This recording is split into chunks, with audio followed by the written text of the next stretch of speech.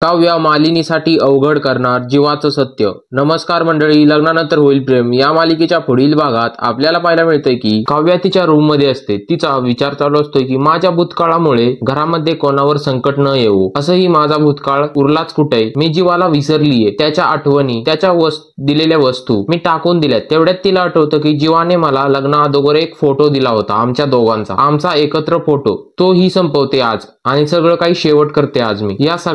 या सगळ्यात आता आमची कुठलीही खून मला नकोय. त्यानंतर ना आपल्याला पाहायला मिळते की काव्या कपाट उघडून तिची वही काढते. त्या वहीमध्ये त्या दोघांचा फोटो असतोय. काव्या तो फोटो घेते आणि लायटरने जाळून टाकते. तो फोटो अर्धा जळत असताना तिकडून मालिनी येते आणि तिच्या हातातून तो फोटो हिसकावून घेते. तेवढ्यात काव्या म्हणते की आई. हे ऐकून मालिनी तिच्या कानाखाली मारते आणि म्हणते पुरावे जाळून सत्य लपत नाही, तुझं प्रेम प्रकरण अजूनही चालू आहे. हे ऐकून काव्या म्हणते की मी खरं बोलतीये. तेवढ्यात मालिनी म्हणते की बास आता, या मुलालाच माझ्या समोर उभं कर, त्याला सांगू देत की तुमच्यात काहीही नाहीये, तरच मी विश्वास ठेवेन. हे ऐकून काव्याला तर खूपच टेन्शन आलेले असते. आता पुढे नेमकं काय होईल तुम्हाला माहिती असेल तर कमेंट बॉक्स मध्ये नक्की सांगा.